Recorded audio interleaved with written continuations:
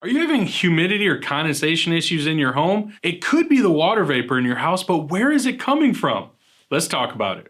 So excess water vapor in your home can cause a bunch of different problems, and the good thing is they give off a lot of symptoms usually before it becomes a major issue for you to repair. But one problem is a lot of people don't know what's causing all this excess water vapor. Where is it coming from? Well, we're here today to give you some common sources of what could be causing that excess water vapor in your home. Now, I do want to put something in perspective really quick. I'm about to list off some different sources of water in your house, water vapor, and I'm referencing how many quarts of water vapor they're putting off. So you can think of a Nalgene bottle, which holds a quart of water. That is how much water vapor is being released into your house. That's the quantity measurement that we're going to use in here. So just keep that image in mind when you're thinking about how much vapor is being put into your home.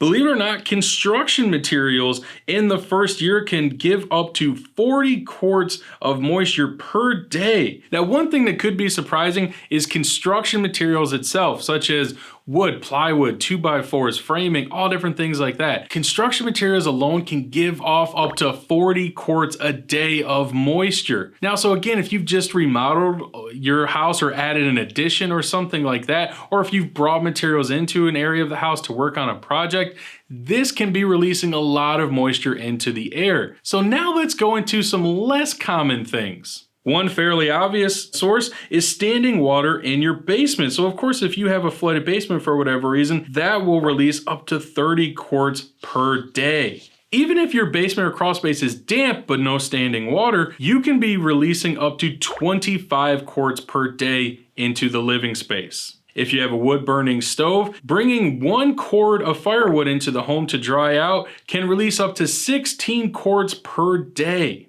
Normal respiration and perspiration of 4 people in a household will release 4.7 quarts per day into the home. Just washing your clothes will put 2.1 quarts of moisture per day into the household. Cooking without lids on your pots and pans will release at least 1 quart per day. Houseplants will release half a quart per day. Dishwashing will release another half a quart per day. Mopping your floors will release 0.4 quarts per day. And showering and bathing, this is assuming you are using an exhaust fan, will release 0.3 quarts per day into your household. Now, we've only listed a few things here. There's, of course, several more different sources of water that can be released into your household, but these are some things that you may not be aware of, or you may not be aware how much moisture it's putting into your home. So what are some things you can do to combat this? Well, the first thing is monitor it. Look for symptoms. Now, again, if you have a muggy feeling in your house, if the air just feels thick, or if you have condensation forming on your windows or your walls,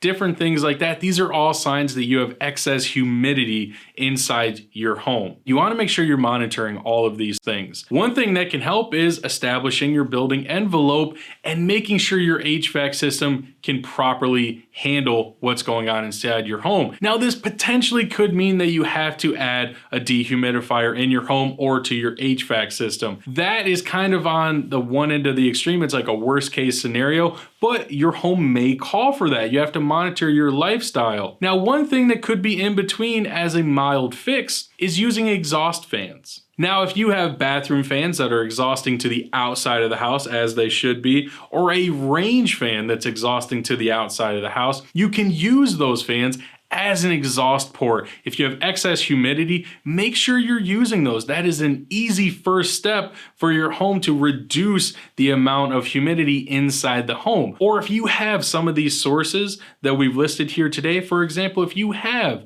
a crawl space or a basement that's prone to either be damp or even flood, be proactive. Make sure you're turning on those fans. Make sure you might have to consult an HVAC contractor to bring in a dehumidifier. So we hope this video has been helpful to you, giving you some more information, hoping you solve some of these problems if you're experiencing them. Again, there's a lot more into this topic, so if you want to learn more, please go to the link below. Go to our learning center on our website so that you can learn more about humidity inside of a house, establishing your building envelope, and how your HVAC system could help with that. This is the Professor of Foam reminding you that building is a science.